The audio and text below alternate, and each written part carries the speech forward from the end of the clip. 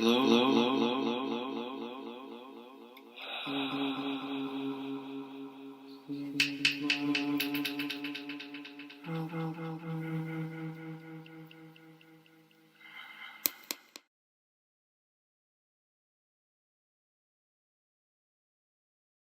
it's I don't. Yeah, I'd be hard pressed to fill this mission. I just kidding. Hey, everybody, that's me. I'm right there. Look, you can kind of see me. Hey, everybody.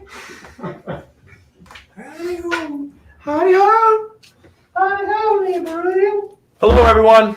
I'm on my knees here to sell comic books to you. There's Al. Jason's over there. He's hanging out with us again. Yeah, see, there you can see Al. There he is. Obviously, we are trying something new because it seems I can never be satisfied, and I'd much rather have my head. Actually, this is kind of fun. Look at that. I'm just in the corner. Hey, Jason, you got your name in the chyron. It's fun to watch. Look at that. Yeah. You're official now, buddy. Yeah. Oh, there's Al. Look at this. Yeah. I'm down here. It's kind of dark. I don't know if that's my monitor. How's it look? Do you see the feed? No, you're good. How's it like? Looks good. Okay, all right. It's pretty good. Because sometimes I completely forget that the monitor, I drop the display so low. Oh, now you can't see me. Mr. Bishop. Welcome, gentlemen. Mr. Moran, what's up, man? Hey, everybody. Mr. Moran, real quick, your books are probably going to go out either Tuesday or Wednesday afternoon, but I just got to pack them up. But yeah, I appreciate your payment, man. Thank you. Cheers, man. Always appreciate it. So anyway, guys, this is Fatjack's Comicrypt. You know our name. We've already talked about it. We are, what's the term, a claim sales show or whatever. As often as we probably talk way too much for some people's tolerance, technically speaking, we are here to attempt to sell some comic books.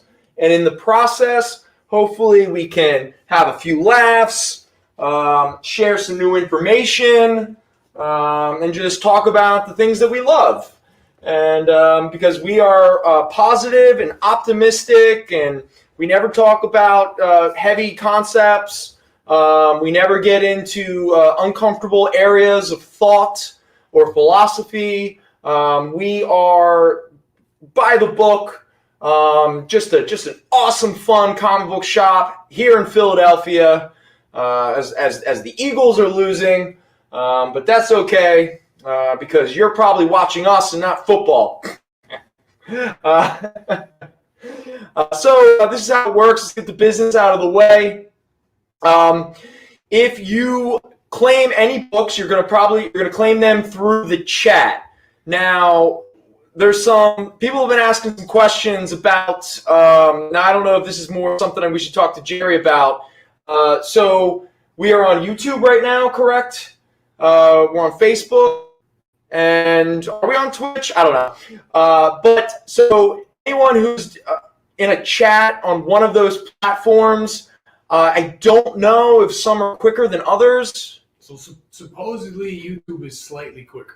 YouTube is slightly quicker. Okay. Yeah, but I don't know. I mean, it's all time stamped through the experience. So whatever you're all like, we're not picking and choosing who's going but supposedly YouTube is just like a second faster. Okay. You know. All right. Because how this works is obviously you're going to claim the books in the chat, and obviously priority is going to go to whoever claims it first. And the experience is very good. They have their timestamps and all that kind of stuff to try to avoid any confusion. So also when you are claiming books, because some of these books, like again, here's a bunch of Amazing Spider-Mans. So saying Amazing Spider-Man isn't going to help us. So try to be as detailed as possible. Also, no matter what I'm talking about, if you are curious about anything up here, you want to claim anything up here, hit us up in the chat. Al will pay attention to that and keep track of all of that. We're going to prioritize the books that you are most interested in. And then when we lose your interest, I will just wander around and just show books and kill the clock. Now, if you have shopped with us before and you are in the Philadelphia area, obviously any books you claim you can pick up here in our Center City shop. If you are closer to our Oakland, New Jersey shop, we will obviously ship the books over there for you to pick them up there. Or if you are outside of the area and you need the books shipped to you, if you have shopped with us before, then that probably means that we have your contact and your shipping info. And so sometime early in the week, Al will send out the invoices. If you are shopping with us for the very first time and you claim any books tonight, we're going to need you to contact us on at our email. Our email here is fjccshow@gmail.com. That's how we're going to get your contact information, your shipping information, and how we can get the invoices out to you and all that kind of good fun.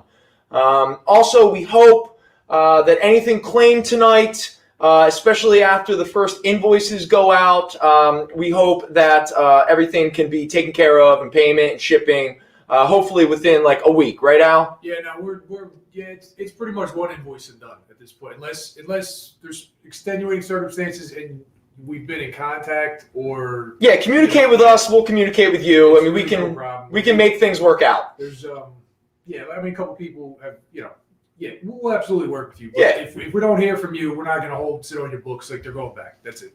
Yeah, because again, I mean, we understand. I mean, like nobody's trying to screw anybody here. I mean, we're a business. We want to sell. We want to sell the stock and all that kind of stuff, and we want to make sure that you guys get the books. So no, I mean, at the end of the day, we're not. Yeah, nobody's trying to get away with anything. We just Yeah. So now, when it comes to shipping, as it stands now, any item, the first item that you claim is going to be at least $7, correct? Yes. So the first claim will be $7, and then everything past that, we will consolidate all your costs. So it's not $7 per claim. Excuse me. So we'll consolidate your costs to save you money on shipping. We're not trying to make a profit off of shipping costs like some eBay sellers do. Everything's very transparent in your invoice as far as what the shipping is going to be, and we don't. I mean, once it's quoted, that's what you're paying. So if there's a problem, just let us know. Yeah, we'll figure it out. And even though we don't have any like big $100 or thousands of dollar books up here right now, obviously, if you are interested in insurance or anything of that nature. Let us know. It adds up, and insurance we can absolutely do too. Like it's not, like I said, it's all pretty transparent. Yeah. Okay, so let's think. Also, if anyone's interested, you can follow us. The Chiron already went up. You can follow us on at the FJC Paradox on Instagram. That's where usually any big books or promote books or whatever, any like previews of upcoming titles on the show will most likely show up on Instagram because that seems to be the only social media that we're a little bit more consistent in terms of content and updates. You mean our Facebook page that you have to scroll through to find the show that's actually happening right now? Yeah, something like that. What's up, Zayden? Zayden, what's happening, buddy? Zayden is in the chat. If you are watching us and if there's any reason why you can't interact in the chat, you can give us a phone call here at the shop. Our number is 215-963-0788. And we'll answer any of your questions or help out as best as possible. Let's think. Is there anything else? Okay, so tonight, it's nothing crazy or anything like that. We got some speculation books, some recent speculation books. We got a couple runs of different titles. We got some early 400 Amazing Spider-Mans.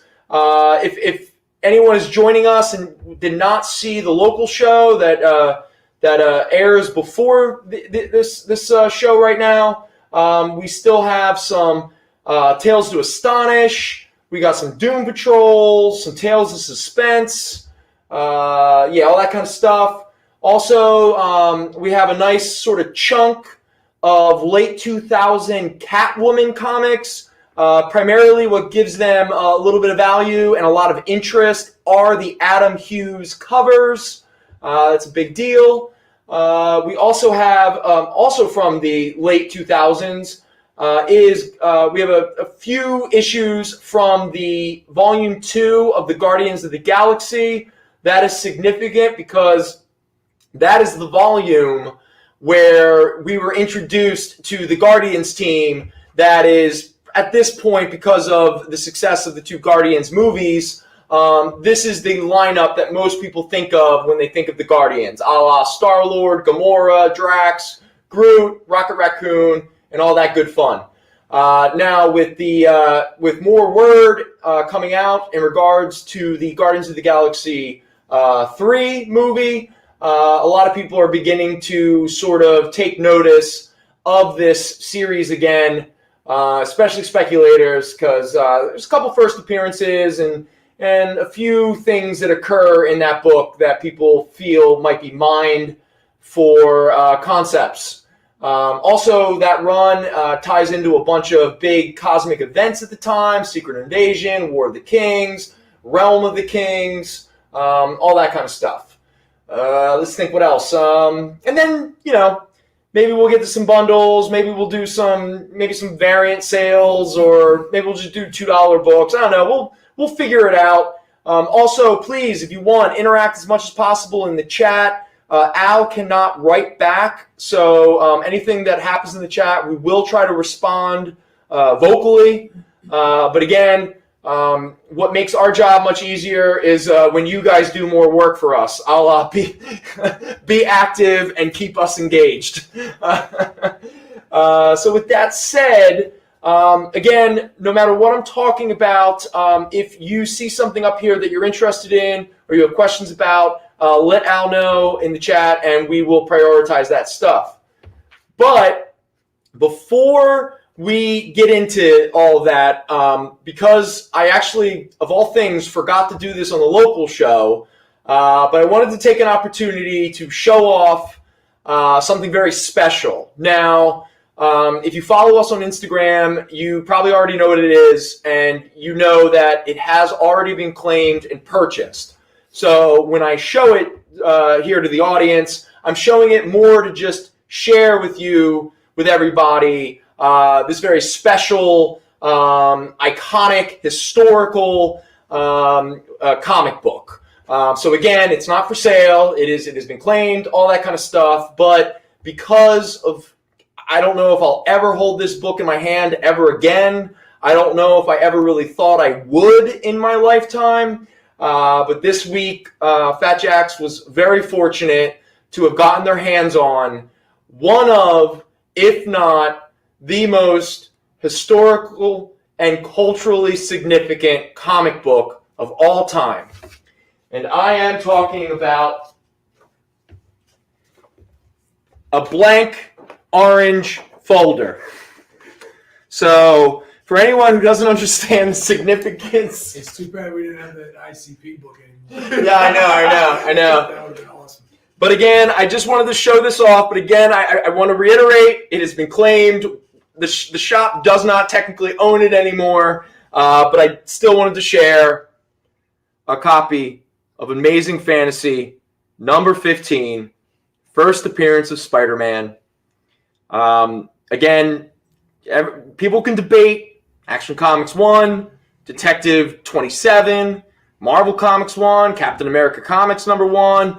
I mean, everyone can have the argument about what is one of, if not the most famous comic book of all time.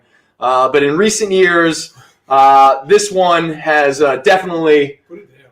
Your hand, it's like shaking too much. It's like making me nervous. Oh, is it shaking too much? I can't. It's not. Like when I look at your hand, it's fine. But on the screen, it's I'm like, what the fuck? Oh, really? Yeah. Oh, that's so weird. But anyway, I just wanted to show that off. It did not make it past Instagram. Mr. Zanin, we can't say who purchased it.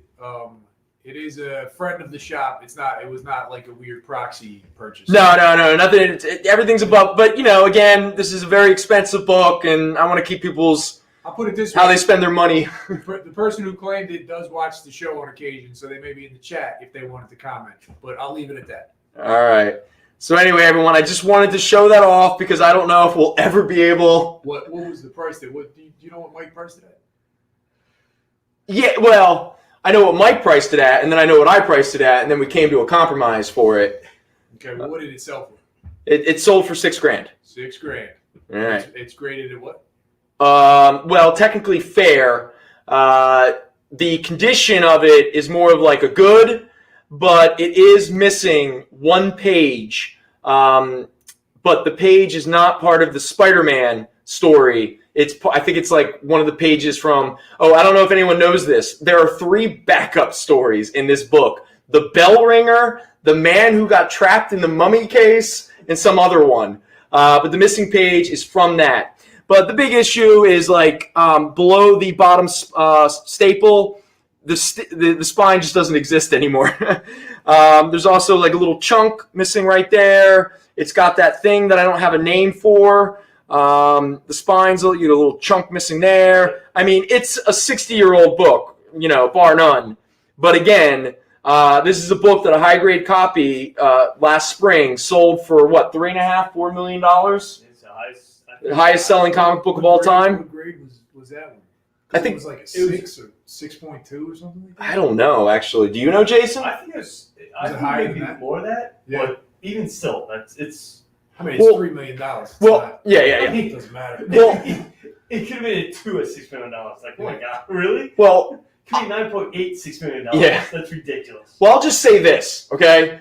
I found a copy that it's missing the front cover. Yeah. Like, probably one of the main reasons why this book. I mean, I would buy that cover for a couple $100. Yeah, easily. But a copy without a cover sold for $10,000. Okay, so think about that one for a moment. All right. So anyway, I just wanted to again, like our audience, like we're all a team here. We're a crew. We're a posse, and I just wanted to share that with everybody because I'm pretty sure. We just wanted to show you what you couldn't have as a team and a posse. There's other members of the posse that paid for that, so you can't see it. You can't have a team. Hey, come on. Hey, everyone in the chat, did you enjoy seeing Amazing Fantasy number 15? No, that's something you would never see. No, never. That's amazing. And again, it's amazing. You know what? It is amazing. Art show it, put it up, and $5 cover. I mean, you want to see it? $5. Someone did joke though. They're like, can I come in this weekend and pay you to take photos with it? I was like, yeah, sure. I've heard that before. Yeah, it's pretty cool. Very cool. Chamberlain, you didn't claim it, so you don't get it. No. That was too low grade. That was too lower class for Mr. Chamberlain. Yeah. 1600, bro. Yeah. All right. So I just wanted to, again, I'll never see that thing again. So I wanted to at least have a recording of me holding an Amazing Fantasy number 15. It's very cool. I mean that's probably. I mean, it'd be cool to hold an action, but I don't really care that much. Like, when it comes to if we got an action, I'd be like, yeah, I want to see it. Absolutely, because it's a story. But like when I heard we got that, I was like, nah, really, I want to see that. Yeah, you came in. I came in on my day off. Just to look at it. Because again, man, how can you, like, most of us, we've grown up loving comics since we were kids, and certain books, they become these sort of just these. It's surpassed icons. It's not a comic anymore. Yeah. It's a story. I mean, that's a work of art. Like, that's going to be in museums. Absolutely. No, absolutely. It's kind of like when I got into a fight in front of the Mona Lisa in the Louvre. Because if you've never been to the Louvre, you walk into a room and it's filled with about 300 people, and you can't tell why everyone is in this empty room until you slowly, it takes about an hour to make your way through the crowd, and then you end up in front of this huge, massive glass structure, and there's this little painting of the Mona Lisa, and the worst thing you can do is stand in front of it and just sort of soak it in and appreciate it. Look at it. And look at it, because again, this is something you've never seen in person. You grew up in art history classes, but there's always some jackass behind you who's like, "Get out of the way! I want to take a photo." And you're like, "Dude, give me a moment." What are you taking a photo? I know. What is that going to do? Yeah, just Just take it in, I man. posted 3 photos, all right? Relax. Don't make fun of me. No. I'm just saying. All right. So Could you, yes. Mr. Bishop, he's interested in the Iron Man Captain America jab up there, which I guess is the Tales. The Tales of Suspense. Yes. We will do that right now. So let me grab those. Thank you, Mr. Bishop, for getting us back on track. All right. So here's what we got. So we'll start out. This is Tales of Suspense, number 78. Now, this is the era when Jack Kirby was still drawing the Captain America portion of the issue. And I believe a couple issues before this. But anyway, Gene Colan is now drawing Iron Man. And then you get, your Jack Kirby cover, because obviously these split books, they would, go back and forth in terms of what character was on the cover. So this is Tales of Suspense, number 78, featuring Iron Man and Captain America. And this is the one where Captain America and Nick Fury fight them. In fact, Zanin, you're in the chat. I couldn't remember this in the local show. Who does them get revealed to be? Does it end up being like Hydra or like AIM or something like that? I can't fully remember. So this is a fine copy at $25. And then we have Tales of Suspense, issue number 86. This is a fine copy at $18. Again, Kirby and Colan. Quite possibly the very greatest action issue of the year. And that is not hyperbole. That's just truth. Again, this is a fine copy, $18. And then we have The Melter. Oh, we just lost our light. The light shut off. Oh, no kidding. Yeah, because the plug, when you plug it in, it turns it off. That makes sense. Yeah. So how bad is what's the feed look like? You're good. Is it okay? It looks good. All right, okay. It was AIM. Thank you, Zanin. Hey, thank you, Zanin. All right, I knew it was like something like that. Cheers, buddy. So this is Tales of Suspense 89, The Monstrous Menace of the New Mysterious Melter. Now, if you're new, are you also automatically mysterious? I know what is mysterious is that fly that keeps flying around. You notice how many flies are in here? Yeah, what happened? I don't know. Well, the door being open, maybe, like, I guess. I don't know. But yeah, there's a lot. A lot of, Yeah, Shake Shack. You're right. We're next to a food place. Anyway, this is a very good plus copy at $14. Now, it's a gorgeous Gene Colan cover. Anyone who's watched this show, we're all big fans of him. Oh, and then we have Tales of Suspense, number 93, with the first appearance of the next big Marvel MCU villain, Half-Face. There's let's get it where there's Half-Face right there, looking like the He-Man villain Trapjaw. Half-Face, yeah. And Titanium Man shows up again. Zanin, this was the issue, right, where Tony Stark goes to Vietnam, right? In 1967. Tony Stark's going to help, what was the term? They wouldn't call them soldiers. They were like military consultants. Like they sent. You mean for the Vietnam? Yeah, for the Vietnam conflict, not the war, because we never declared it. What is it? Yeah, it doesn't matter. This is a fine minus copy at $16. And then the last Tales of Suspense, we have an awesome Gene Colan cover. This is issue number 95, Iron Man vs. the Grey Gargoyle. Military advisors. That's it, military advisors, yeah. Thank you, Mr. Melendez. Thanks, Sam. Appreciate it, bud. So this is a very good minus copy at $10. All right. So those are our Tales of Suspense. If you have any other questions or you want to see them again, just let Al know in the chat, and we will accommodate you as best we can. All right. As best we can. All right. First off, let's show a couple big spotlight books just to give everyone aware if you weren't watching our local show. Again, I'm not going to belabor the point, but this is a very hot issue. No pun intended. Batman Urban Legends, number 6, high grade. This is the issue where Tim Drake comes out as bisexual, which seemed to upset a lot of people for reasons I can't fully comprehend. But this is a $30 book, high grade, highly sought after, and keeps going up in value. So we'll see. These people are closed-minded. That's why I got upset. Yeah, I didn't want to be the one who said it. I mean, 90. What's a 93? Tales of Suspense 93? Oh yeah, for Mr. Quintero.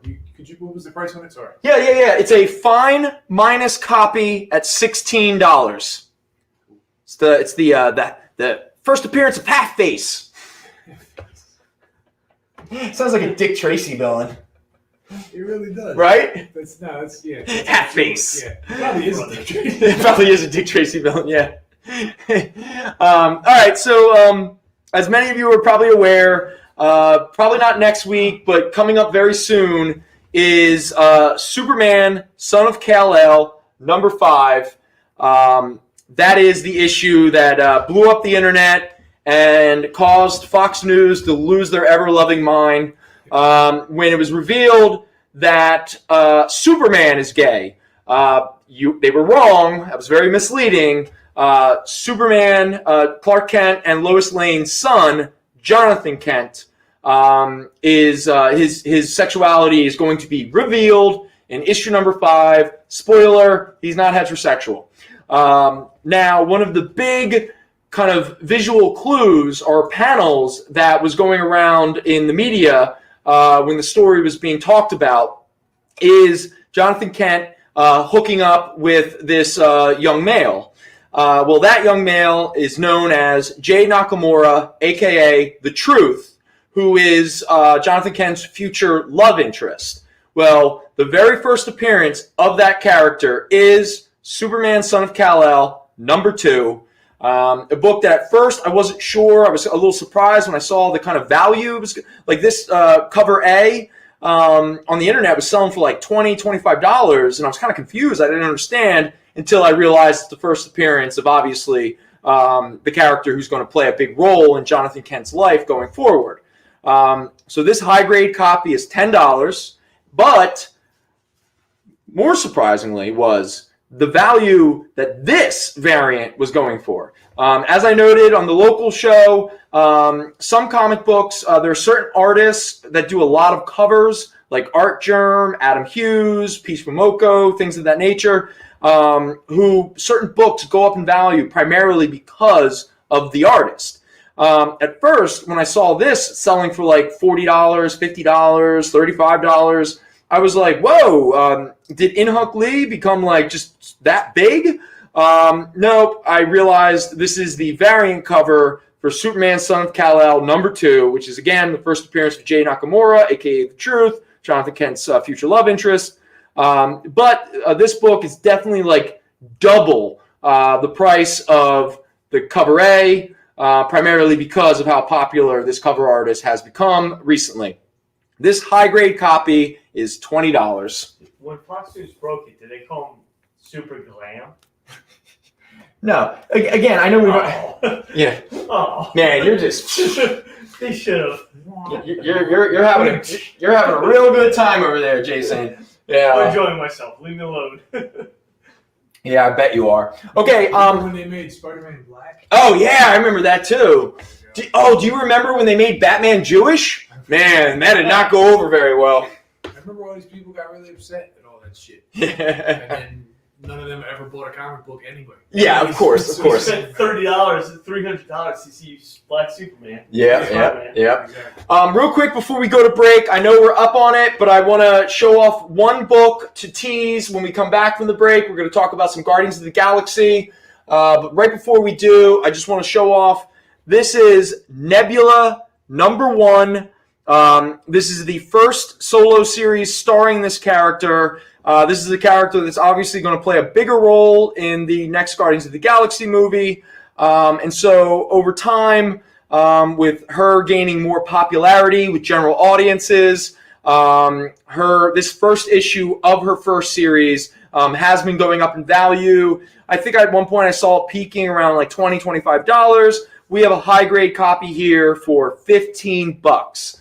Now, with that said, When we come back from the break, we will, unless the chat would like me to do something else, we're going to jump in and talk about some Guardians of the Galaxy, okay?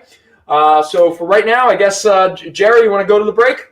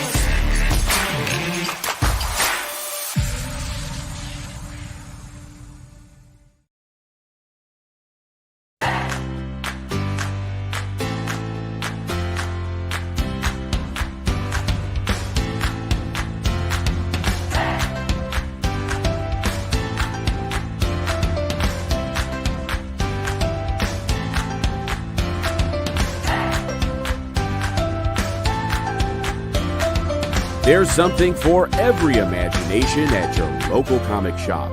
Visit ComicShopLocator.com to find a store near you.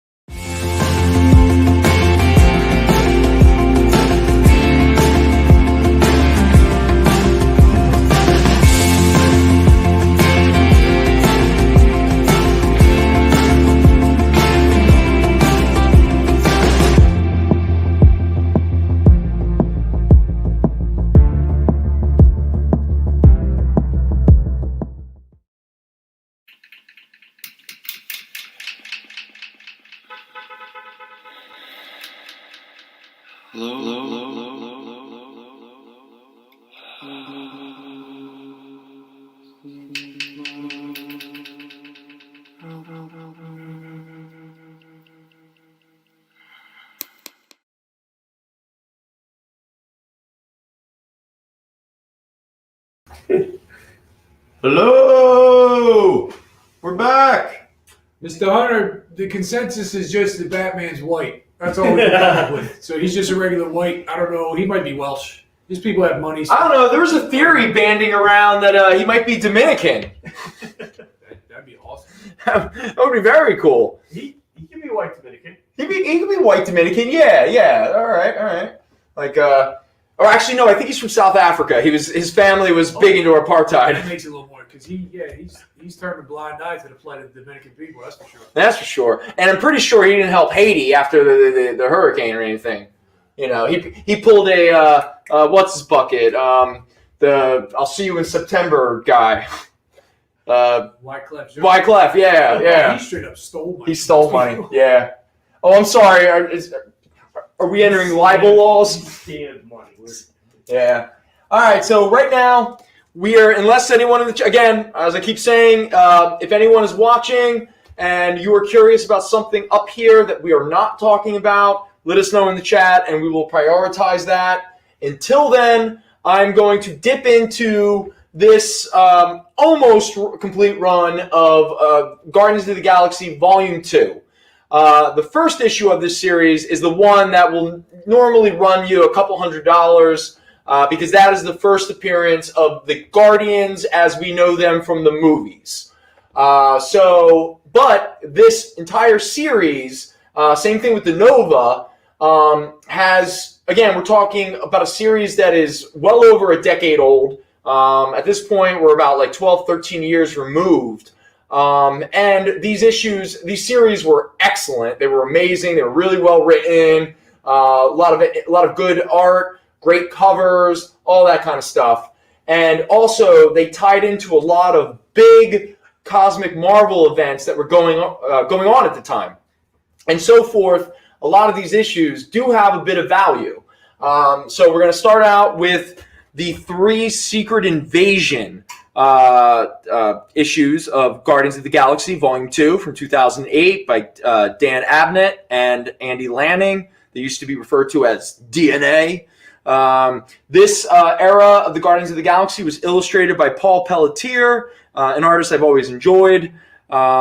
This is issue number 4. This is a high grade at $8.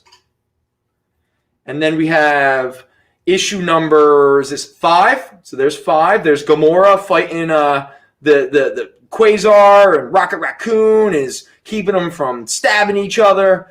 Now this is a very fine near mint minus because there's some stress. There are a couple stress points on the spine, but this is $7. And then we have issue number 6.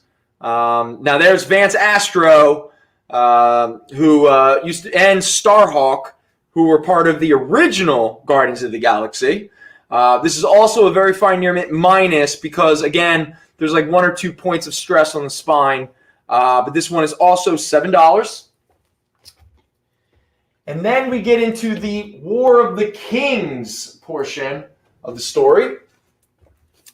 So here we have, this is Guardians of the Galaxy number 9. There's Star-Lord with his big honking laser gun and his cool mask. It's interesting. That's a character I never expected would like become a big deal. Like, you never know. So anyway, this is issue number 9. Again, now this is when Brad Walker starts to illustrate the book. This is a very fine near mint minus, again, because there's a couple points of stress on the spine. But this is $7. And then there's Rocket Raccoon shooting some dude. I don't know who that guy is. Maybe it's Blastar. It's probably like Blastar or something. Anyway, this is issue number 10. This is a high grade copy at $8. Have any of the movies done any of the comic as far as like adaptations, or has it all just been kind of influenced by? You mean like straight like the Guardian stuff? Like have they done? Like, no, just influenced by. Like they haven't done Annihilation in any way. No, but there's. I mean, obviously they're doing Secret Invasion. That's definitely I happening. didn't realize I didn't know the new movie was the 3rd. I thought it was the 2nd. Oh yeah. So like I didn't even know there was a 2nd. Mm-hmm. The second one was like forgotten about. Like it was, which I don't understand. Like, I don't think anyone really cared. Well, that's not true. I enjoyed it. The second one had major daddy issues, and Kurt Russell was the daddy. Ego is in the second. And he's Ego the Living Planet. Yeah, really? And they actually show, because like Kurt Russell is sort of like the avatar of Ego, but at the very end of the movie, I'll never forget it, on IMAX, boom, there's Ego the Living Planet with the face and everything, and I went, man, never in my wildest imagination did I ever think I would be sitting in a movie theater staring at Ego the Living Planet. I mean, it's such a blip, though. It's like weird, like, don't worry about it. Yeah, I don't know. I think they kind of rushed it. They rushed it. Yeah, a little bit. Russell is playing Santa, or played Santa. Dude, the Netflix movies. Yeah, there's. They were good. Oh, were they really? Well, I didn't see the second one, but more than one. Yeah, I think there's 2 of them. Oh, shit. Yeah. No, I was telling Bill about it when he was there. He didn't know what he was. I was like, yeah, no, Kurt Russell's playing Santa. He's like, what are you talking about? What are you even talking about? All right, next up. Now, this is still part of the War of Kings kind of storyline. This is Guardians of the Galaxy number 11. Now, this is when Wes Craig of Deadly Class fame started illustrating the book as well. This is a high-grade copy at $8. Now, this one is a speculation book that some people are sniffing around about in regards to the possibility. All right, so this is the first appearance of this character right here, Phyla Vale or something like that, and she becomes, I don't know, it's very goofy names. But if you look up Guardians of the Galaxy number 12, you will see this one has a bit of value to it. Because again, if it's a first appearance, everyone's always curious if it's going to amount to anything. And obviously, the Guardians franchise in regards to film and video games, supposedly that new Guardians of the Galaxy video game is excellent. Has anyone else heard that? Anyone in the chat? Have you heard, or has anyone played? It's a third person. You said it's hard? It's kind of horror. Oh, Horror. Yeah, Okay. like they're like, we're gonna do horror aspects. I don't know. Well, has anyone in the chat? Has anyone played the new Guardians of the Galaxy game? It looks good. Where you play as the entire team, right? Yeah. Like running around doing stuff, and supposedly there's really funny stuff that if you're playing Star-Lord and you're goofing around a little bit too much, like trying to treasure hunt or try to collect all the little items, the team starts to make fun of you and they get impatient, and I don't know, it sounds like fun. Mr. Hunter's nephew likes it. Oh, cool. All right, nice. Well, this copy of Guardians of the Galaxy number 12, which is the first appearance of this character here. Now, this is a very fine plus copy at $10, and mostly the issue is that there's some smudging here from it being on a shelf. That's all white down there, and usually white covers, especially if they're sitting on shelves, they get this weird smudging and stuff. So, because this book, I think sometimes goes for $15 to $20. But here we have a very fine plus at $10.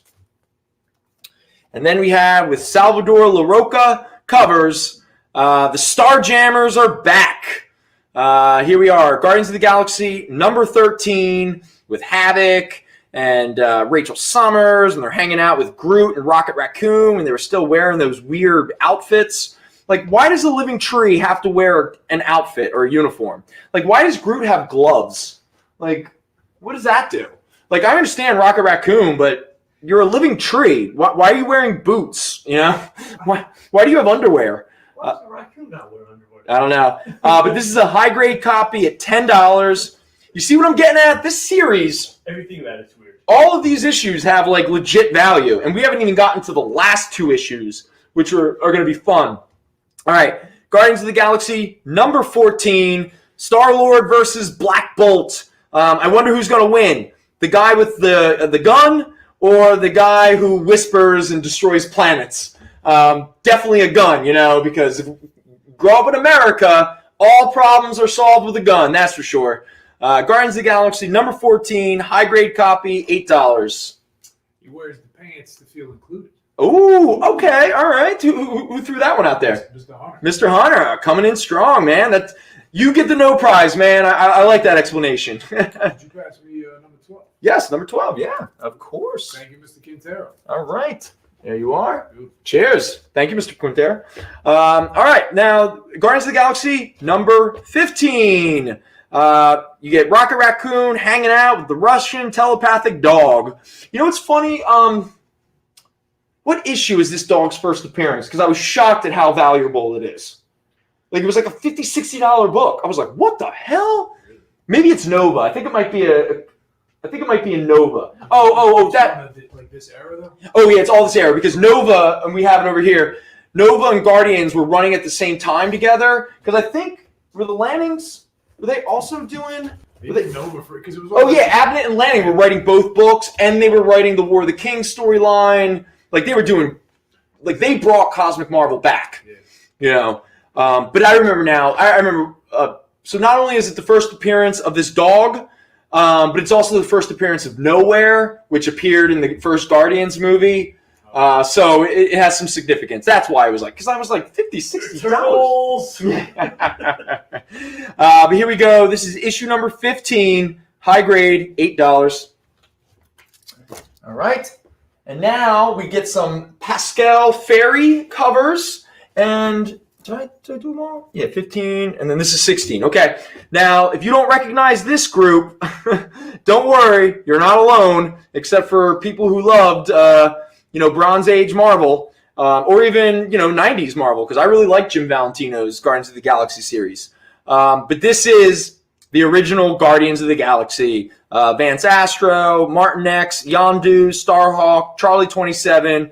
All that's missing is Nikki and Athena? I can't remember. But this is Guardians of the Galaxy, number 16, high-grade copy, $8.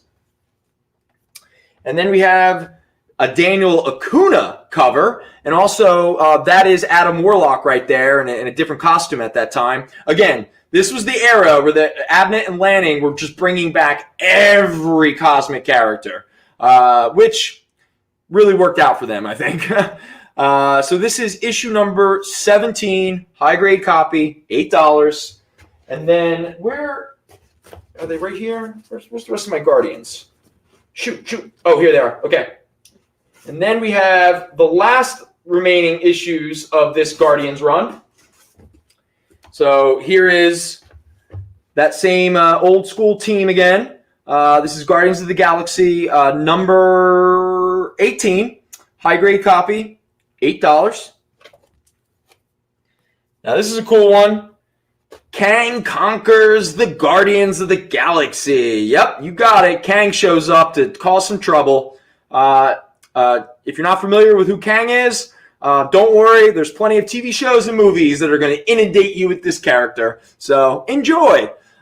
This is issue number 19, high grade at $8. And then we get into the Realm of the Kings storyline, which is pretty much the sequel to the War of the Kings. This is issue number 20. Now, Brad Walker is back on the book, illustrating and stuff, and Moondragon is now part of the team.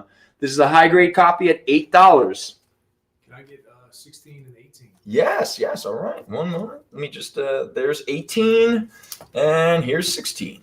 Cool. Thank you, Mr. Quintero. All right, there you are. Cool. All right, next up is Guardians of the Galaxy number 21. Does anyone know who this character is? Because I don't. Can everyone see who this is? Is it the Red Hood in space? I don't know. But this is issue number 21. This is a high grade copy at $10. Azrael, yeah. And then we have a very evil pregnant woman with, I don't know if you could really see it, but that's a bit redundant now. Oh man, where's the rim shot there? That was weird. Man, good thing we don't have any female audience members. Guardians of the Galaxy number 22. That is quite a scary looking belly. That's a wild cover. Yeah, it is pretty wild. You know what it kind of looks like? It looks like when Gizmo got water spilled on him and his back got all bulbous. Now again, this is such a strange book because, all right, this is a high grade copy at $12. Like, I don't know if the print run was low but all of these issues have real value to them, and we haven't even gotten to the last two. They well, I know that Nova did for the longest time. Like all those issues of Nova, especially like the Annihilation, like that run of Nova, like they always carried value. Always, yeah. So I don't know what, it must be a low print run. It's got to be. And nobody gives a shit about the cosmic stuff. Right. And yet these are good stories. It's coming. Which is probably why they were such good stories, because they were probably like, just gotta do whatever you want. Yeah, of course. So they let them run, and they crafted all that shit. Yeah, before they broke up. Which is all out of print now. Yeah, it's all out of print, that's for sure. Like when people are like, "Can I get Annihilation?" I'm like, "I don't go to eBay and buy every issue," because they start laughing at them. And you know what? It's terrible that Marvel. I mean, these are great, fun stories. Why don't you keep this stuff in print?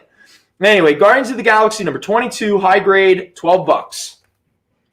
Up, and now we get the Magus is back, the evil Adam Warlock, in his cool new costume still, and his cool hipster hair. This is issue number 23, high grade copy at $12. And now we get to the final two issues. All right. Now, issue number 24, high grade, is $20. And issue number 25, which is the final issue of this Guardians of the Galaxy run, high grade, $25. And you're like, why, Brenden? Why do these books have value? Because what's in the cocoon? What's in the cocoon? So here we are, Guardians of the Galaxy number 24, high grade, $20. And can anyone guess what's in the cocoon? Anyone? Hulk. I wish. That'd be fun. But you're close, Al. I mean, you were kind of in the color spectrum. Green Goblin. I mean, you're at least getting a little bit closer. It is none other than the return of Thanos. At this time, Thanos was pretty much not around anymore, and this was the reintroduction of Thanos into the Marvel Universe and the lead-in to the next big cosmic event that Abnett and Lanning were doing, which was the Thanos Imperative storyline. So there you go. The final issue of Guardians of the Galaxy Volume 2, the lead-in to the Thanos Imperative, the return of Thanos himself with a pretty cool cover. This is a high-grade copy at $25. So you're saying that's the first appearance of Thanos? Oh, that is exactly what I'm saying. And anyone who disagrees with me doesn't know comics. In a sense.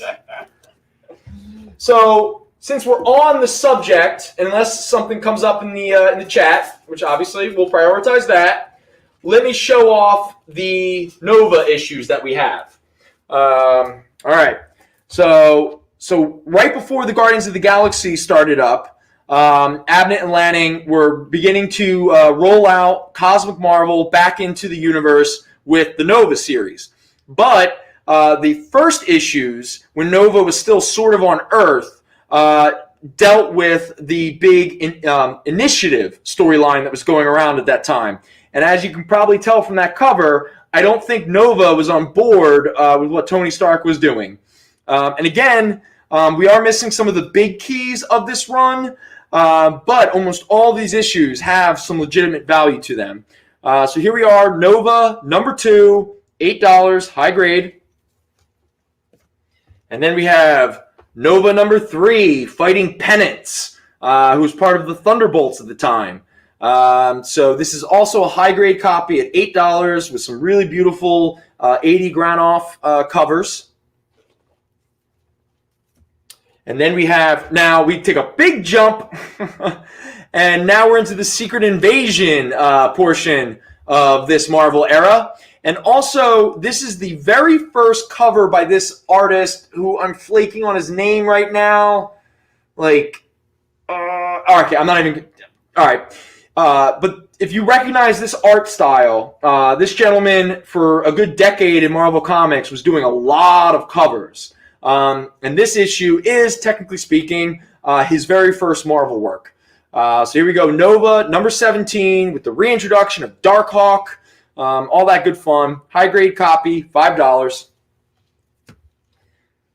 That's just another copy of that. Oh, and now we're into the War of the Kings portion of the story with the reintroduction of the third Summers brother, Vulcan, Nova, Protector of the Universe. This is a high-grade copy at $6. Nova number 23. And then we have Nova number 24 with the Shi'ar Guard and Gladiator, pretty much just knocking the hell out of the Nova Corps. This all hail the Imperial Guard, as it says. Issue number 24, high grade, $6. And then we got Nova doing way too much meth. Nova number 25, There Can Only Be One. Oh man, when did they tie into Highlander? That's pretty cool. You know, do you think Nova's Scottish? No, he's probably Welsh, like Batman. You know. So issue number 25, high grade copy, $6. Nova. Can I get Nova 23? 23, yes. 23. All right, there's 23 with a really awesome Daniel Acuna cover. There you are. Thank you. All right. Next up, some more Acuna covers. Well, now Nova, Dick Ryder has finally shown up to the rescue to take down the Imperial Guard. Issue number 26, high grade copy, $6. What up, Dick Ryder? I mean, it's his. I had a teacher named Richard Ryder. Did you really? Yeah. 25 all the time? Oh yeah, absolutely. What's up, Dick Ryder? All right, That's great. 25. Here we go. Classic. And now Dick and his pals are here to save the day. Nova number 27, high grade copy, $7 with more beautiful Daniel Acuna covers. When they go low, you go lower with a Dick. Yep. Hey, you never forget what it's like to be 12. This is what it is. Hey, we have very progressive social and political leanings, but at the same time, we're not highbrow. Like, we still like a good dick and fart joke. I was going to say, Louis C.K. said it best. Farts are funny. They make funny noises and then they smell. Yeah, and then you masturbate in front of people who don't want you to. I mean, I wasn't going to go with the whole quote, but it's fine. Well, didn't Harvey Weinstein, didn't he like ejaculate into like plants or something like that? Whoa. All right, okay. Where did that come from? That's not the worst thing he did. Right? No, he did a lot of terrible That's things. probably the best thing he did. He did everyone a favor by doing that. Nova number 28. This is a high grade copy at $6. If nothing else, if no one's seen Pete Davidson's stand-up, Uh-huh. the first 10 minutes of the Netflix special is a Louis C.K. story from when he was on SNL. It's worth it if you just watch the first 10 minutes, and that's all you need. Oh, that's good. Like, is the story like pretty? It's not like a creepy story. Oh, okay. It just kind of showcases the kind of person Louis C.K. is. And it's probably the best part of the Pete Davidson stand-up. You know what sucks about all that? Again, you have to separate art from artists. Dude, the second show. Oh no, that show was great. That show was brilliant. Like the David Lynch showed up. Oh yes, that was the best. Or the episode where he loses his daughters on the subway and stuff like that. It's a don't meet your hero story. Yeah. Absolutely. It's definitely because that really was like art. But hey, artists are flawed, broken human beings. And speaking of broken human beings, this is Nova number 29 with the return of Monarch Star Stalker, who probably one day will get his own Disney Plus series. So this is a high-grade copy at $5. And then we have Nova versus Monarch the Star Slayer. And hey, a crappy website said jaw-droppingly cool. Nova number 30, high grade, $5. And then Darkhawk Attacks. Also, these are all Brandon Peterson covers, who turned into a pretty good artist. Nova number 31, high grade, $5.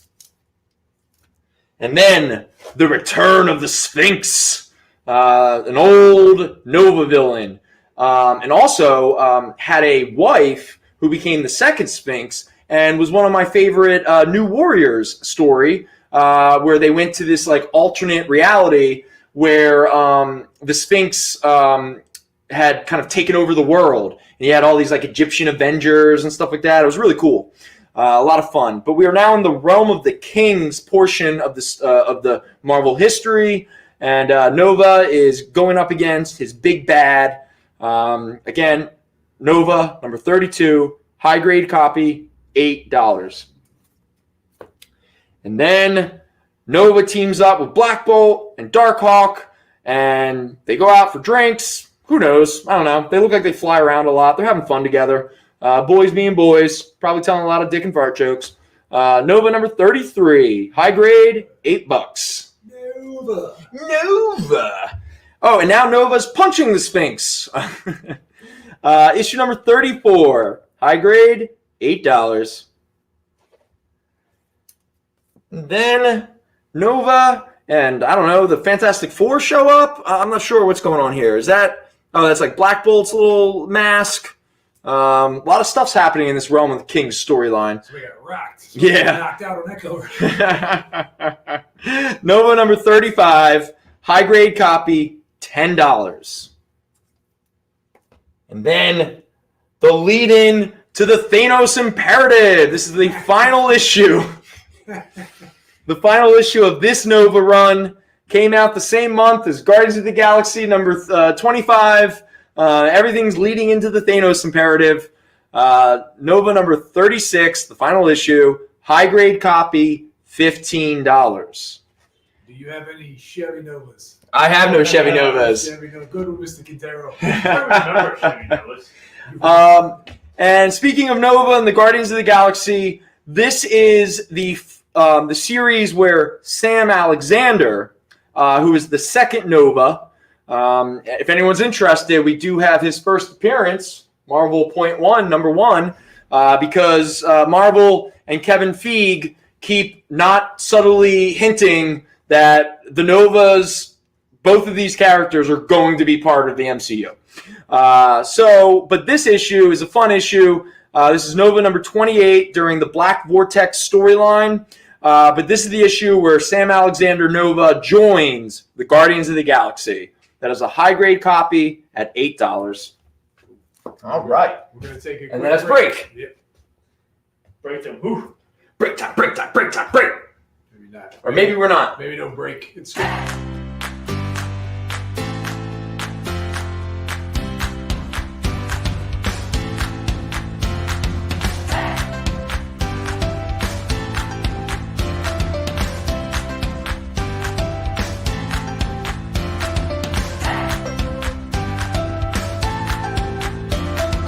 There's something for every imagination at your local comic shop.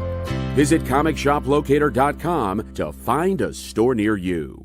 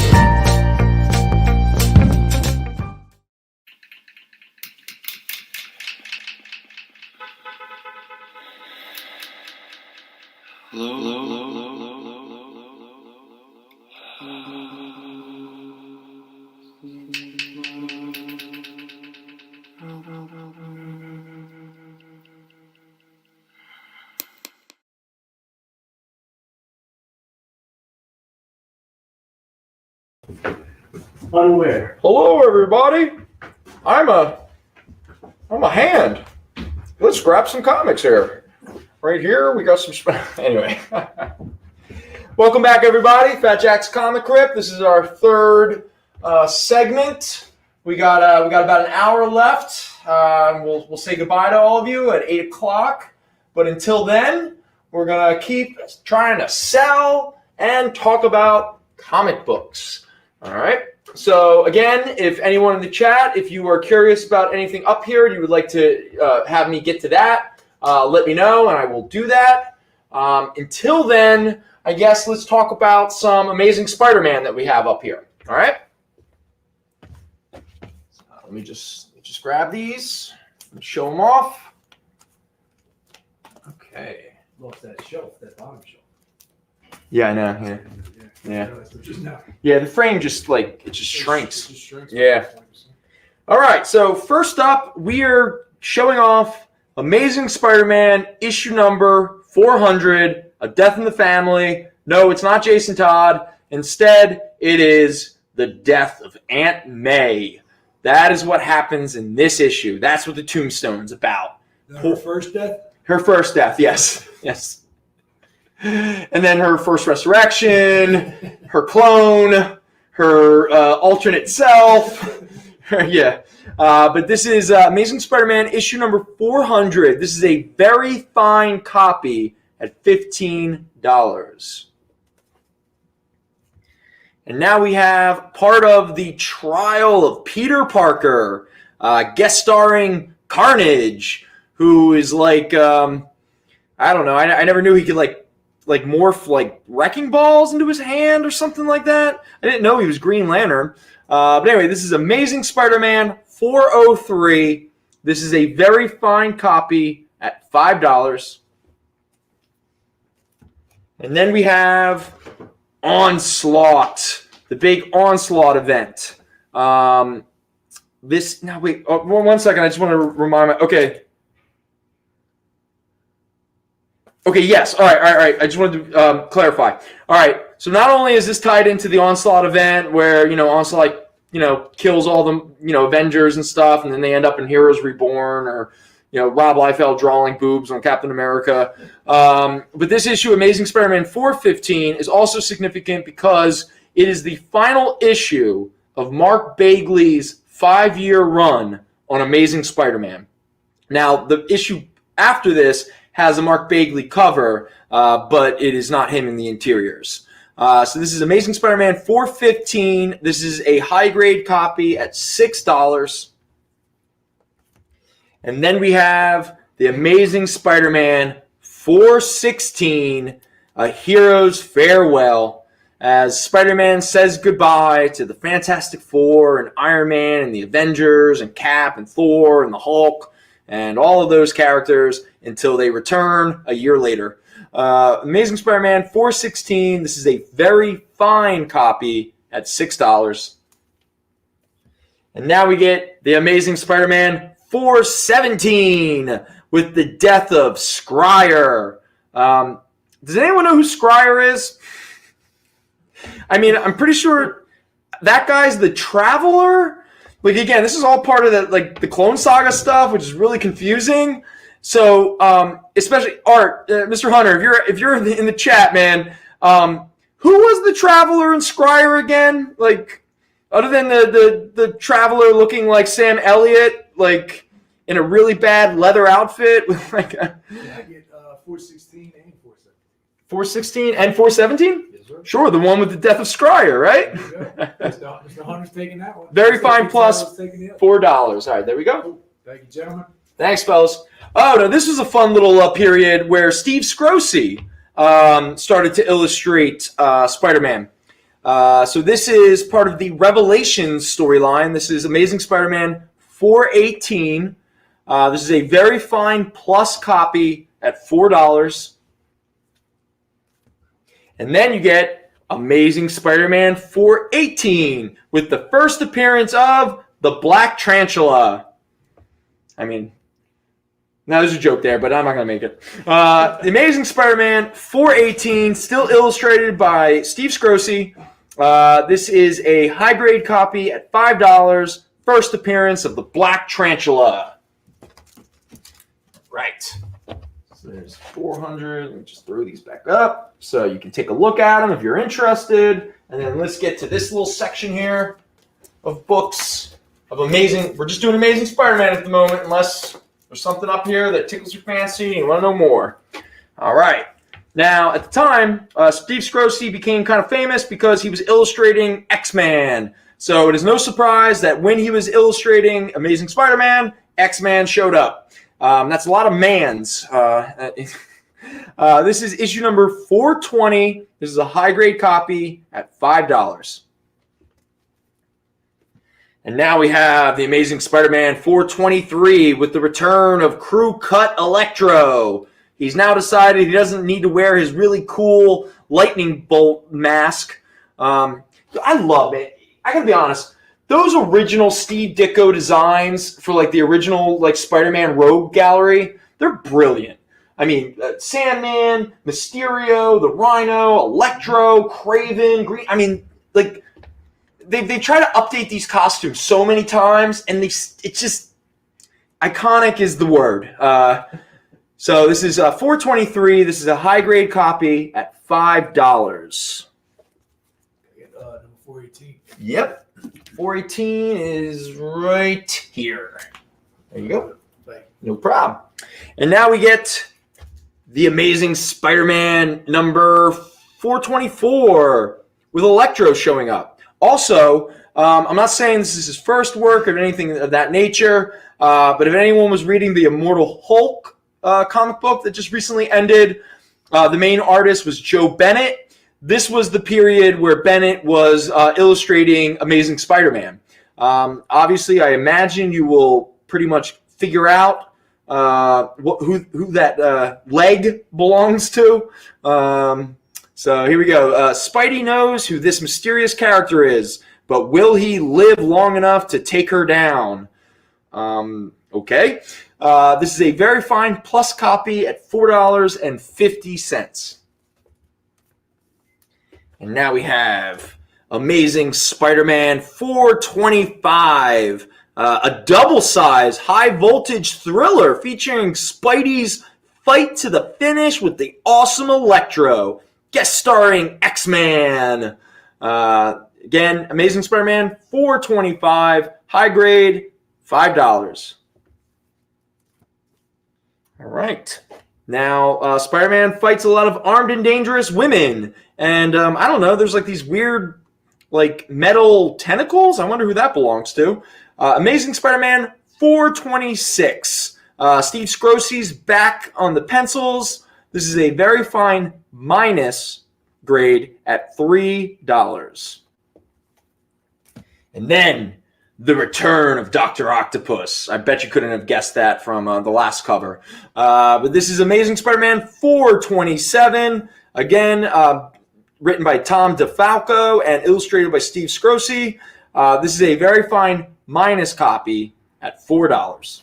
I get 424, 25, and 26. Yep. Mr. Quintero, I'm not sure what you're asking for if we missed one for you, but if we need to go back, just let us know. Yeah, let us know. We'll go back. So, yeah, please, don't hesitate. Let's see. Yeah, so, all right, so it's just a good example of it. Both of you guys are claiming the 427. Mr. Hunter's going through YouTube, so his came in just like a half second earlier to Mr. Quintero's. So that's just what Brenden was talking about earlier with the timestamp. Sorry, guys. But it looks like everybody got what they want. All right, but Can I get the 427? 427? Yeah. Yep, there you go. All right. And then we have what the hell? Amazing Spider-Man 429 with one of my all-time favorite D-list villains, Absorbing Man. I will never understand why this guy constantly never wears a t-shirt. Like I don't get it. Like, it gets absorbed, man. I guess that's the whole thing. I guess he was half naked and he was wearing gray sweatpants at the time Loki gave him powers, and so he can never put on a shirt. You know. Anyway, this is now Joe Bennett's back illustrating, but this is a John Romita Jr. cover. Amazing Spider-Man 429. He fights the Absorbing Man. Cool. Can I get 429? Oh yeah. There you go. Mr. Hunter, I don't think you guys didn't double claim anything. I think you guys are, except for that 427. But so yeah, I'll pass that on to him. But you guys are good otherwise. All right. Cool. Now let's do the last leg of our Amazing Spider-Mans. All right. So here we go. It's time for the Spider Hunt. This is Amazing Spider-Man 432. Now this is when John Romita Jr. is now on the book. Tom DeFalco still doing the scripting. This is a high grade copy at $6. And then we have Amazing Spider-Man 433, the prelude to Identity Crisis. Now, Spider-Man versus Mr. Hyde. Now, if you don't know what the Identity Crisis is, you'll find out really quickly, but I'll just tease it. If you remember characters like Ricochet and Stinger and Prodigy, there's all a bunch of these new characters. Identity Crisis is when all of those like new versions, not of Spider-Man obviously, but it's when they all start to get introduced and stuff like that, and they're trying to retcon the Clone Saga at this point. There's like it's Amazing Spider-Man got pretty weird around now. But this is issue number 433, the prelude to the Identity Crisis storyline. This is a very fine plus copy at $5. Can I get 433? Yep. Yeah, no, that's 432. You 433? 433. Oh yeah, there you go. Thank you. No problem. And then, boom, the beginning of the identity crisis. All right. This is Amazing Spider-Man 434. This is a high-grade copy at $12. This is Tom DeFalco, Joe Bennett, and this is when they're beginning all of the... Do you ever remember what the whole shtick was? Spider-Man dressed up in different outfits as different characters. Anyway, I don't want to speculate too much about because it was these 4 characters. Because then here's one of them: Amazing Spider-Man 435, part of the Identity Crisis storyline, where Peter Parker dresses up like the character Ricochet, and he also dyes his hair white. All right, that's cool. I mean, you could have just, I don't know, had the mask go over your head, kind of like your Spider-Man mask does. Anyway, this is a very fine plus copy at $5. My Enemies Unmasked. We're still in the identity crisis phase of it all. Amazing Spider-Man 436. DeFalco and Joe Bennett still kicking it. This is a very fine plus copy at $5. Dusk, Ricochet, Prodigy, and the other guy. Yeah. Stinger. Weren't there 4 guys? Pavarotti. That's right. Whoa. Yeah. Amazing Spider-Man 437. This is where Spider-Man teams up with Sync from Generation X.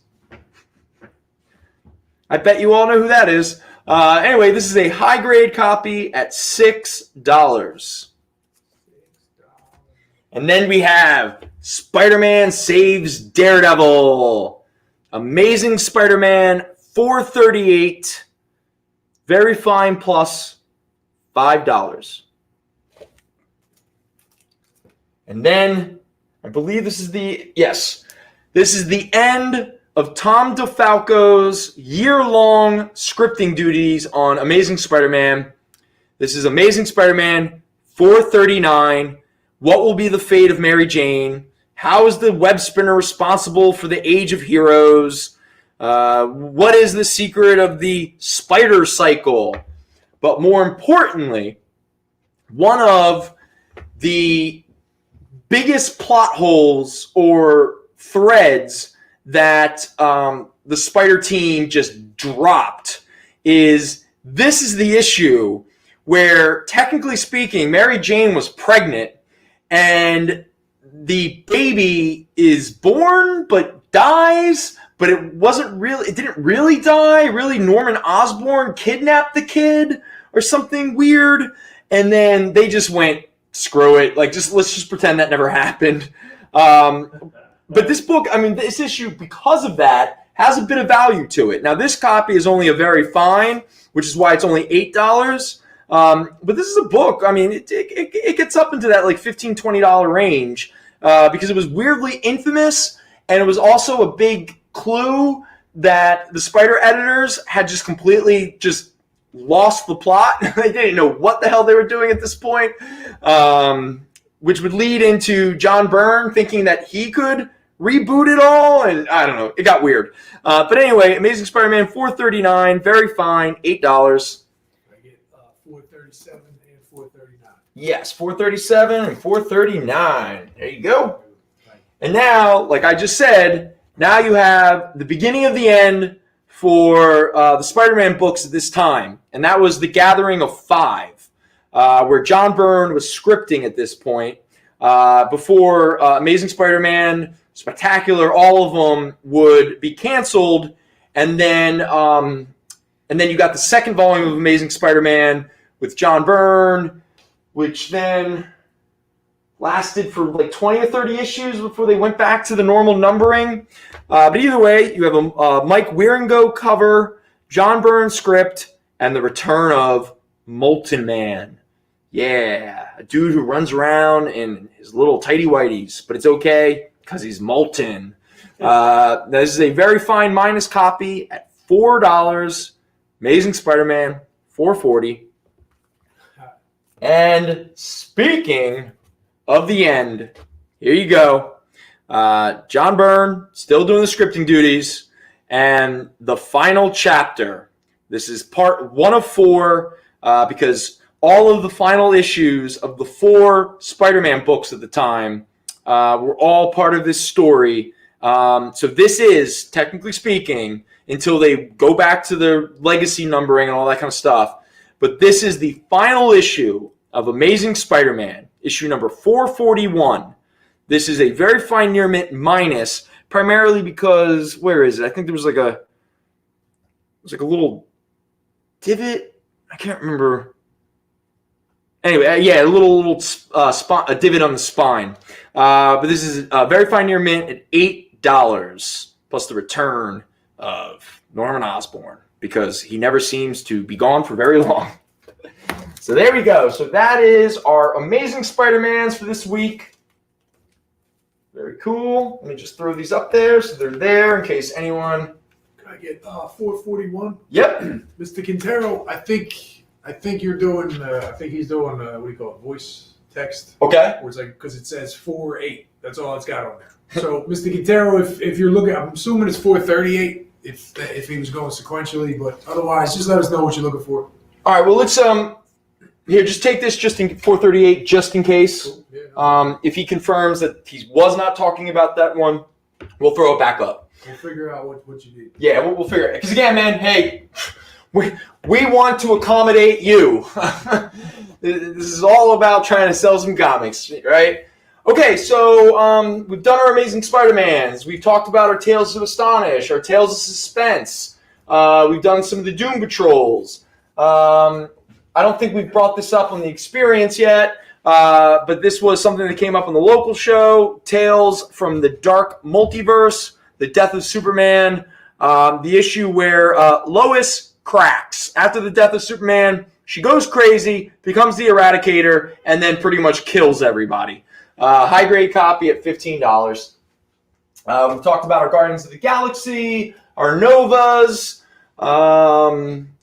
Let's see, we've done the Superman Son of Kal-El, Batman Urban Legends, our Nebula. For anyone who might be interested, we do have Batman Fortnite 0 Point, number 1, the variant. High grade, sealed, never been opened, polybagged, all that fun stuff, $10. We still have 2 issues of Brave and the Bold left.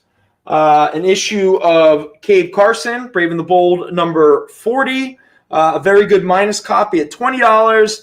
And Brave and the Bold number 68, Metamorpho and Batman, but more importantly, the first appearance of Bat Hulk. This is a fine minus copy at $20. All right, next up, now this is a personal favorite of mine. At one point we did a bundle, but maybe we can make a bundle work if you're interested. But back in the late 80s, before they did Sandman, all right? So at this point, Alan Moore blew open the door for the comic book version of the British invasion. And so Neil Gaiman and Dave McKean, who had done Violent Cases at the time, I don't think they had done Mr. Punch yet, but there's a second one, Violent Cases. It's escaping me right now. But before they did Sandman, Karen Berger had pretty much been like, what do you want to do? The only thing you have to do is it has to be an old DC character. So it can't be a new character. All right. So an old DC character that nobody's doing anything with. So I didn't know this at the time, that Black Orchid was an actual old Silver Age DC character. But this time around, the character gets killed. The original character gets killed in the first page or 2. And then the rest of the series becomes more about this psychedelic, environmental sort of kind of horror / adventure story, but with just Dave McKean just doesn't do the cover. He does all of the interior art, gorgeous painted art.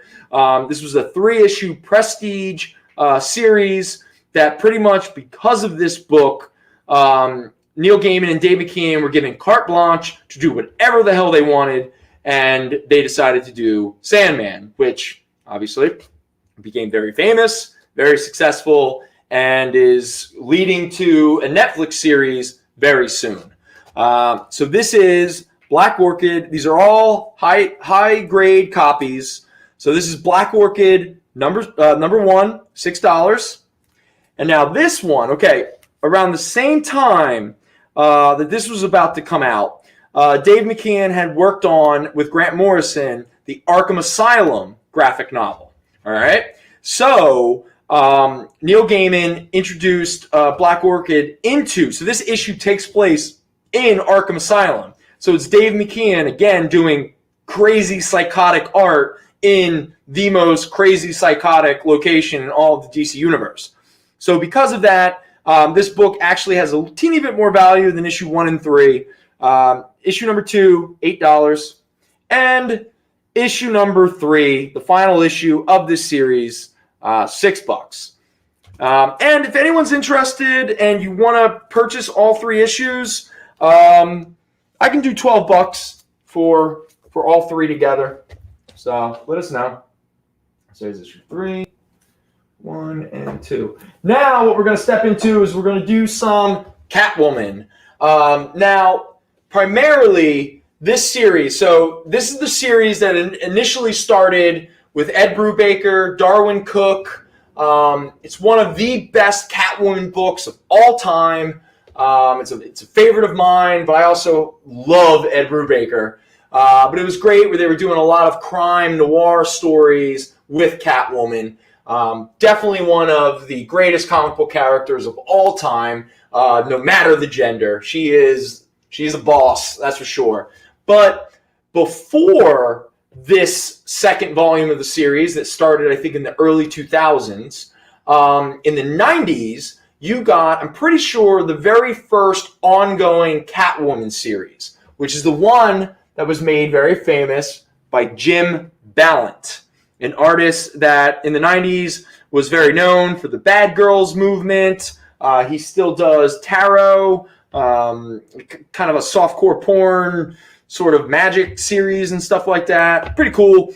But this is, and again, that this was part of this series of Catwoman. Got lumped into the whole Bad Girls movement of the mid-90s, like with Lady Death and She and Double Impact and whatever other big-breasted character who ran around with a waist that most likely would have snapped in half. But this book is still a ton of fun. Written by Joe Duffy, illustrated by Jim Balent. It's got an embossed cover. So again, it's the 90s, so you can't have a first issue without a gimmick cover. But again, it's a subtle gimmick, so that's nice. This is a high-grade copy at $6. Yes, 1993 this issue came out. Good run. I think it made it up to about 100 issues or so. Yeah, it went for a long... He stayed on it for a long time. A long time, yeah. He had a real long run. All right, and now what we're going to do is all of these issues... Now, this is a fun series. This is when Will Pfeiffer took over the book. For a good period of time. I believe he ended the series. They got up into the late 70s, early 80s. But what makes these issues sought after and carry a lot of interest is specifically the covers. And more importantly, the cover artist. Much like Wonder Woman at the same time, Adam Hughes was killing it in regards to iconic covers. So pretty much all of these are high grade and all of these are $5, okay? So I'm not going to belabor the point too much. I'm just going to show the cover. This is the post 1 year later. That was it. That was the big thing that they were doing at the time. This is issue number 55. Again, these are all high grade and they're all $5. So there's issue 55. Here we go. Again, these are just gorgeous covers, man. Adam Hughes is another level. This is issue number 56. Ooh, and now we get one of my favorite covers, and I imagine Al might agree as well. The homage to Lone Wolf and Cub. Catwoman number 57. Yeah, I love it. I love... She's got the wooden spoon instead of a sword. It was a good run of those where it was like weird homages and stuff. Like this one, I can't remember what the other ones were. Yeah, there was a few of them. This run, like it was a nice little. Yeah, he had a good. I mean, we're talking. I don't have all of them here. There's some like gaps, but I think he did almost like 30 covers. Yeah, a lot. So there we go. Catwoman 57, the Lone Wolf and Cub homage. And there's Catwoman number 59, the neon lights, the streets. This is a gorgeous one. Lots of cleavage and a gun and whips. Would you consider this a bondage cover? I don't know. Catwoman number 60. There you go. Right, wouldn't every Catwoman cover be a bondage? Sure feels that way sometimes, right? All right, Catwoman number 61, doing her best Tom Cruise in Mission Impossible 2. Riding a motorcycle sideways. Oh, I really like this cover, actually. Here is Catwoman number 62. It's very evocative. Now, I think that's Bruce Wayne, not Slam Bradley, but I could be wrong, because it ends up this is Slam Bradley's kid. Slam Bradley, who was originally introduced in the very first Detective Comics #1, and Ed Brubaker brought back because, you know, he was a great noir detective. So, of course, if Ed Brubaker's writing Catwoman, got to have your noir detective, that's for sure. So Catwoman number 62. Catwoman number 64.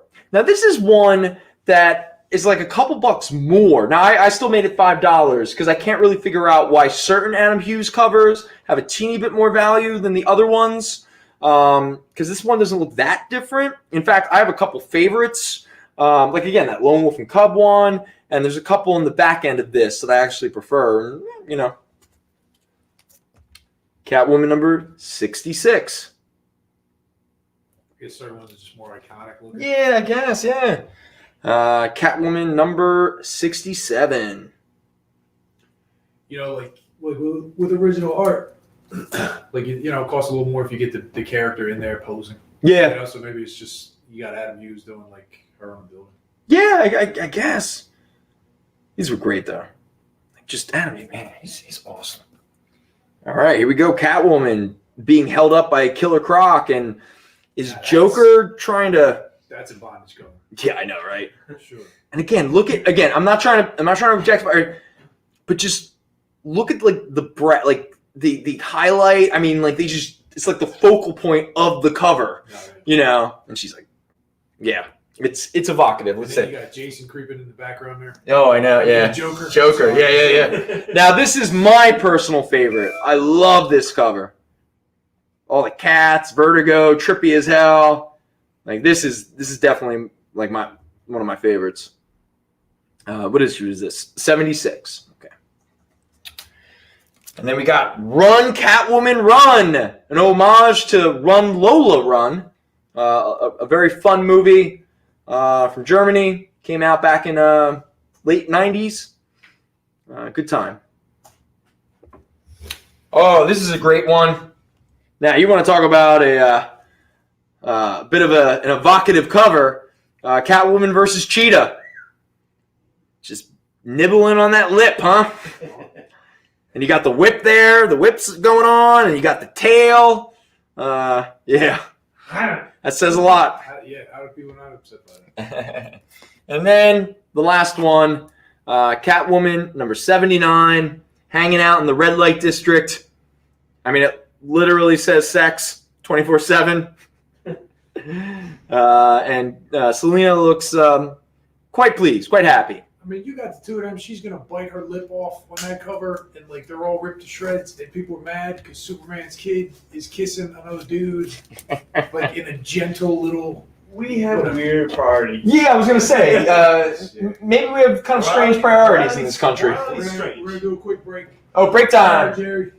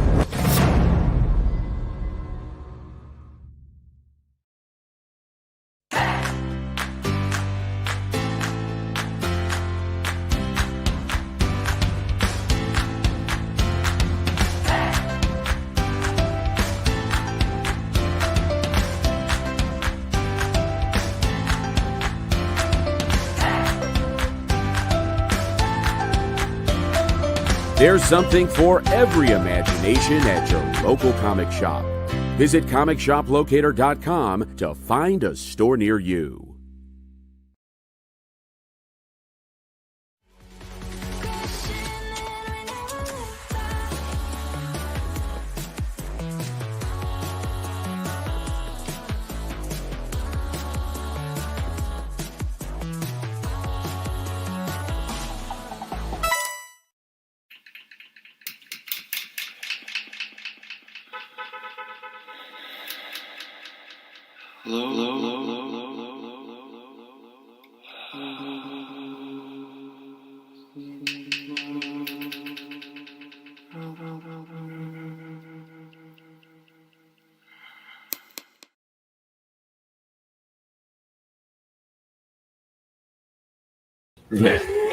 All right, everybody, welcome back to the final segment of Fatjack's Comicrypt, little show in the experience.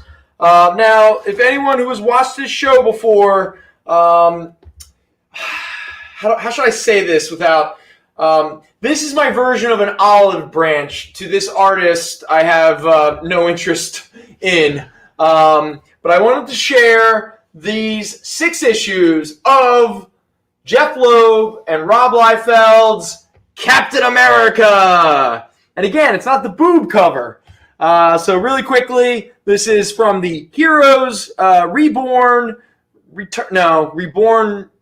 This is Heroes Reborn, and then Heroes Return was when they came back to the normal. But here we go. Captain America #1, very fine plus, $6. And then we got Captain America #2. High grade, $3. And then we have Captain America #3 with crossbones in a body that looks, oh God, he's just the worst. Very fine plus, $2.50. And then we get Captain America fighting Masterman, who looks like Cable. Very fine plus, $2.50. Yeah. And 2 and 3. All right. Thank you, Mr. Quintero. All right. And then we get Captain America #5 with Ricky Barnes becoming the new Bucky. Plus, you get the new version of Falcon. I don't fully understand what the whole design is. That like I don't know. It's like a face tattoo that you can kind of take off. Anyway, this issue of all things has like this issue in #1 has value. But because it's a white cover, it's got some shelf wear on it. So it's a very fine at only $6. And because Rob Liefeld can't help himself, Captain America #6, guest starring Cable. So Captain America and Cable, who I don't know where he came from, because he didn't leave the normal Marvel universe, but they fight Baron Zemo. Cool. Yeah. All right, so... that is my olive branch. And they take place in Philly, if anybody's interested. Oh, that is? I always forget that part. Yeah. He has a house, I think, with a lawn and a driveway in Old City. Yes. You mean... Why this thing? Come on. Well, it's obviously a writer and artist that have never been to Philadelphia. Yeah. Can I get #6 as well? Mm-hmm. Is that the Masterman issue?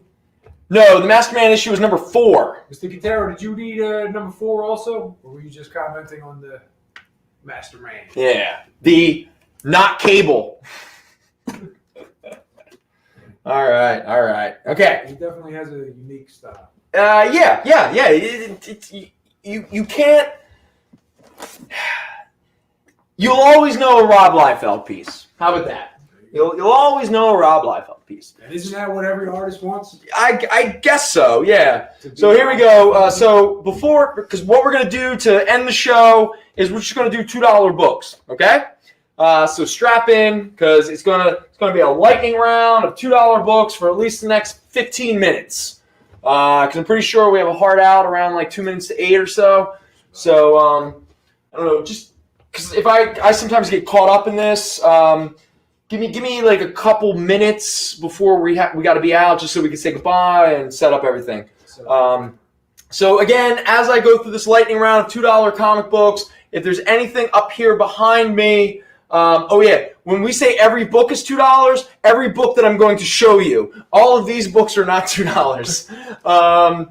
But if you're interested in anything back here, no matter what I'm doing with these, let Al know in the chat, and we will stop and talk about that. All right, so let's just get to it, everybody. All of these are $2. So here we have All-Star Squadron number 1. Who will be the heroes of? $2. And then we got DC Comics Presents number 84, Superman and the Challengers of the Unknown. I'm pretty sure Yep, this is an all Jack Kirby issue. Oh, one of my all-time favorite DC stories, Cosmic Odyssey, written by Jim Starlin, illustrated by the GOAT, Mike Mignola. This is a 4-issue miniseries, but this is book 2, Disaster.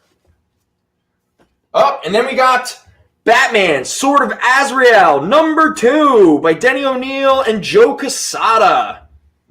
Right. Oh, yeah, just let me know which ones. Okay. Right. Next up, Invasion, Book 1, The Alien Alliance. This was a big 80s event at the time. Just curious, who wrote in... is this Todd McFarlane?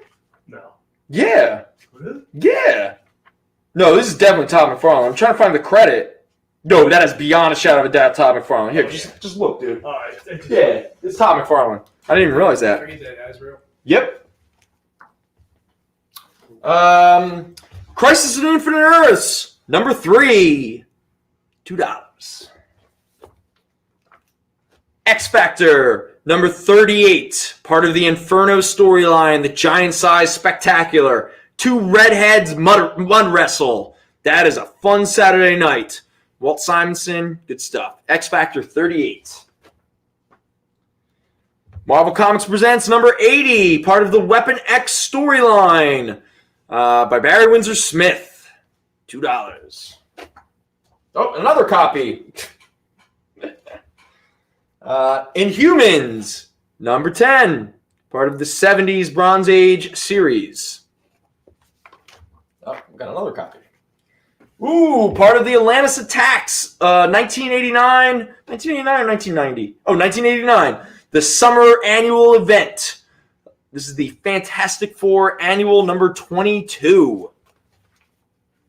And Conan the Barbarian, 115. This is the era where John Buscema. Oh, Roy Thomas was still writing it. John Buscema and Ernie Chan. Dude, this art is awesome. Dude, look at this. What a cool page. Anyway, all $2. All right, let's grab another little chunk here. Let's pull this out, see what we got. Fantastic Four, 160. Fighting. Conan. Yep, Conan. And the FFA. Yep. No problem. So Fantastic Four, 160. Fantastic Four, 138.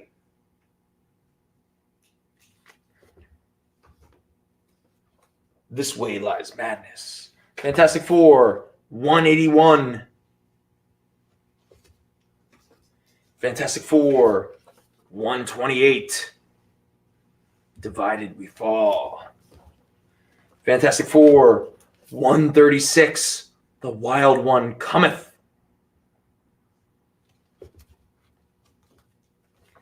Daredevil, 46. The Final Jest.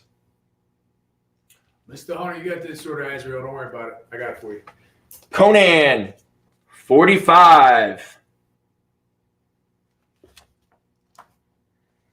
Captain America and the Falcon, part of the Jack Kirby, 211. $2, man. These are great deals in these books. Firestorm, the Nuclear Man, number 1. Conan the Barbarian, number 7. Barry Windsor Smith. Superboy and the Legion of Superheroes, a Whitman variant. And Whitman variants never show the issue number for whatever reason. Superboy and the Legion of Superheroes, 255. Secret Society of the Supervillains, number 4. Secret Society of the Supervillains, number 13. They fight Captain Comet.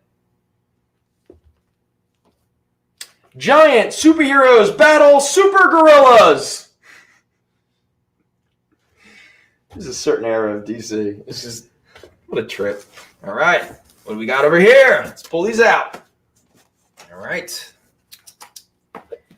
We have Shadow Play, Tales of the Supernatural.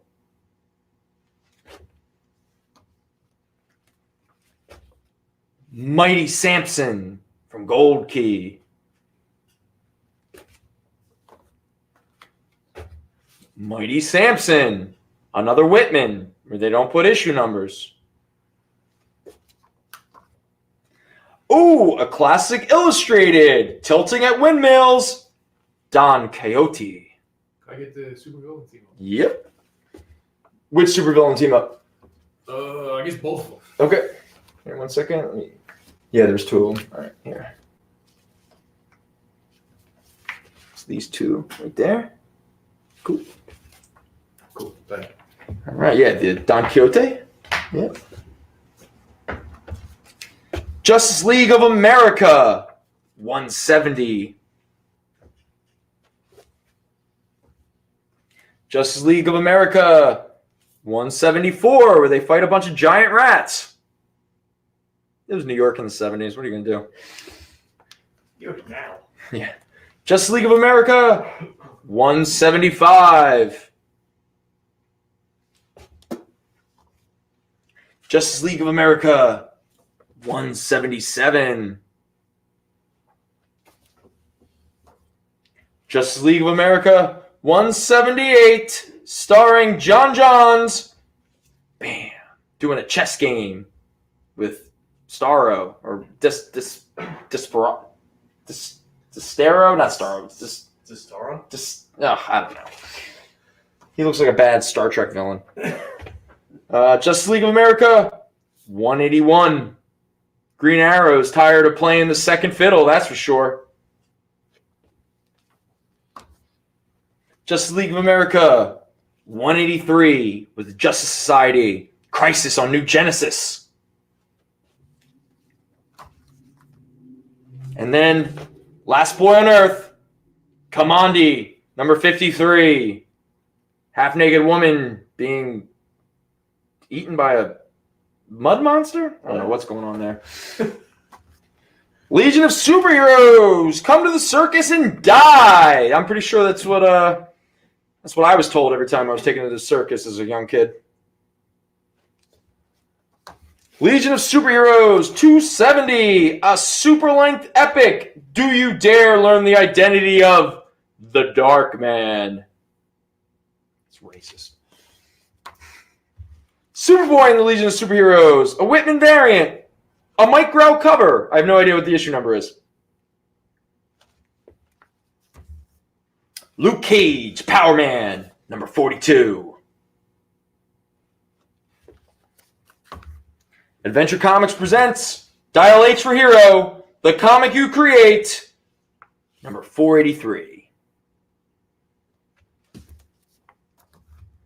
And from Gold Key, because you know Tarzan smashes, Korak, son of Tarzan.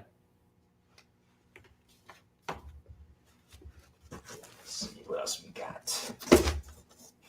Boom. Calm down, Clark Kent. I'll protect you. Clark Kent is seems quite upset here. Oh, plus a Teen Titans story, The Baffling Block of Metropolis. All right. This is Action Comics 409. Get lost, Superboy. Who needs you? Superboy 157. Giant size Justice League of America 156. The Parallel Perils of Adam Strange, Justice League of America 120. A former member demands to rejoin the Justice League. Can you guess who it is in Justice League of America 117? DC Superstars presents Deadman and the Phantom Stranger, issue number 18.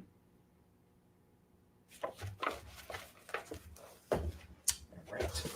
The Untold Legend of Batman, number 1.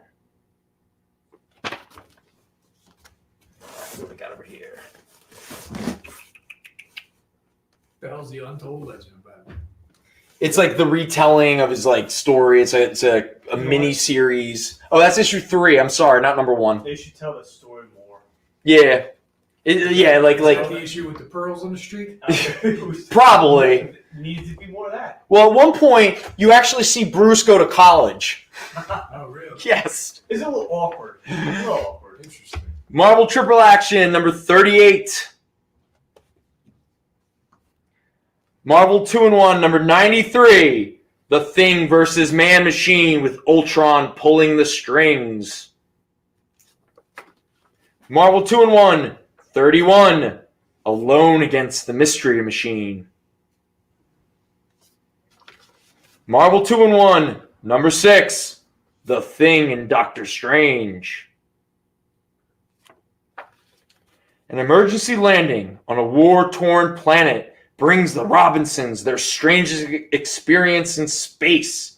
We're talking about Space Family Robinson, Lost in Space. Awkward shit. Epidemic on Earth and a fight for survival aboard the plague ship.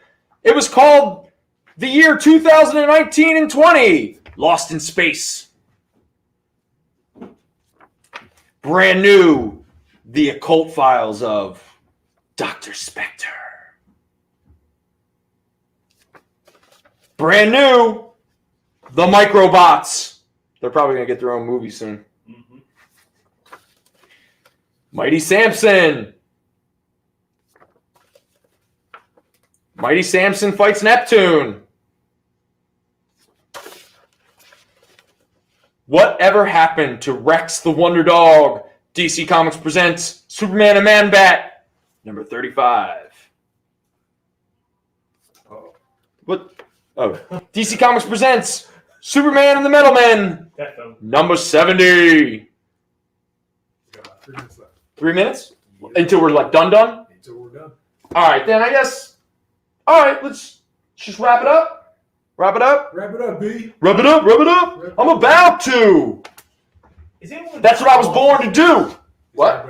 Not lost in space? Is anybody not lost in space? Yeah, that's a weird thing to be lost in space. I'm never lost in space. Yeah, I Never. mean, we're all kind of lost in space. You know? Ladies and gentlemen, we're all floating in space together. Who would that be? And maybe we're lost for all I know.